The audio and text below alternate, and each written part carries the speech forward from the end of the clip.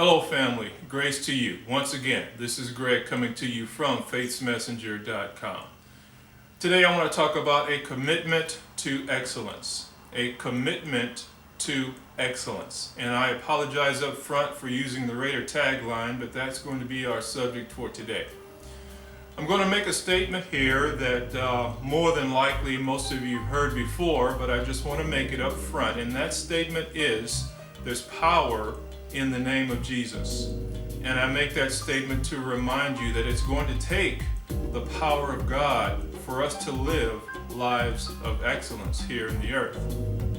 One of the hits with our family on vacation is the lazy river.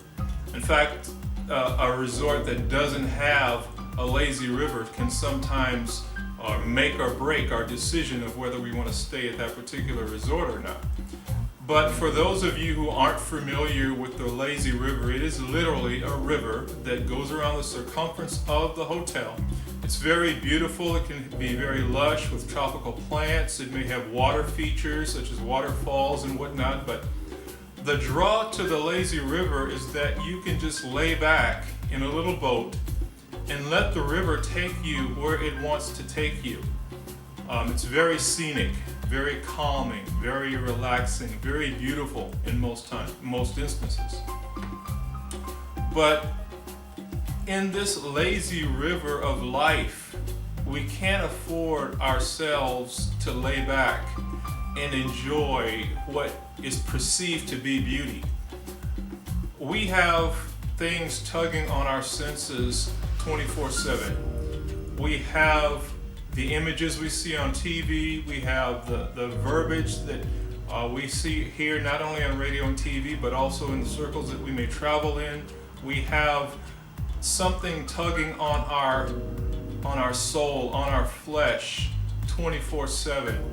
If we lay back and just allow ourselves to be taken where the world designates we go, we're going to be in a world of hurt, particularly if we're dedicated to live a life of excellence. The Christian life is lived swimming upstream. We are in a hostile environment, spiritually speaking. The things that we stand for are different than the things that the world stands for and cherishes. And if we allow ourselves to lay back, be suckered in, be sucked in to what they value, we're not going to be as effective here as we should be, as we could be.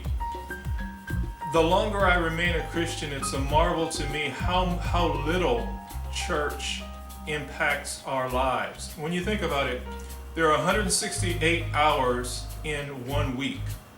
Most of us spend an hour and a half, possibly 2 hours in church. So think about it, 168 to 2.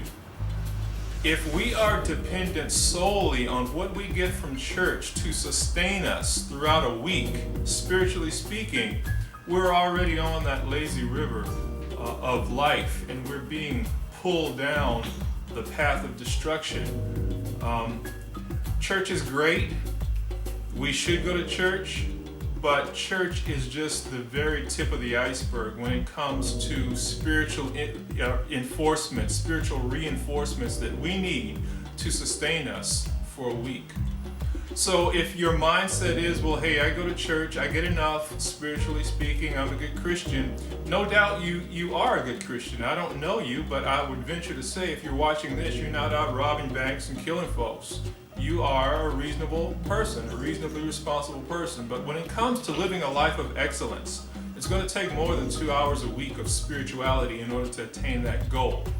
So if that is your desire to live a life of excellence for the Lord, I want to encourage you to get into His Word, to spend some time in prayer, find a good fellowship group that you can be a part of, maybe a small group or a men's group, a women's group.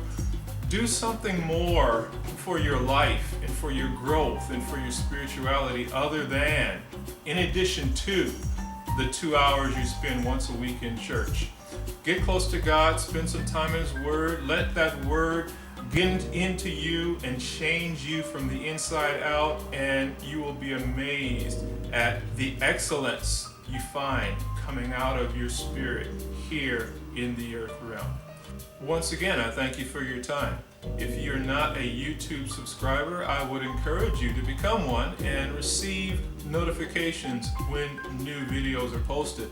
Likewise, if you're not on our mailing list for our blog, you can go to www.FaithsMessenger.com, get on our mailing list, and get notifications when new blog posts are made.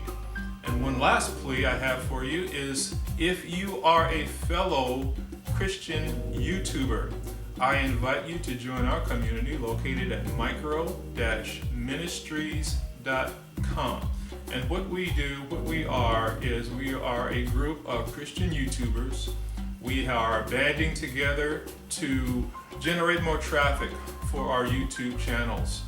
God has given us a word, and unfortunately, the word is not getting out as it should. So thankfully, with this new community, we're going to be able to get the word out. You're going to be able to generate more traffic, get some encouragement. You're going to be with like-minded individuals, and we'll be able to share and fellowship, and it's going to be a great thing. So if you are a Christian YouTuber, I invite you to join micro-ministries.com. That is a private community. You'll need an invitation, so just drop me a line at FaithsMessenger@gmail.com, and I'll be happy to send you over an invitation. Family, I'd like to ask you a question, and that question is, given the fact that we're on this quest for a commitment to excellence in our lives, my question to you is anything impossible with God? Have a great day. I love you, and I will talk to you later. Bye-bye.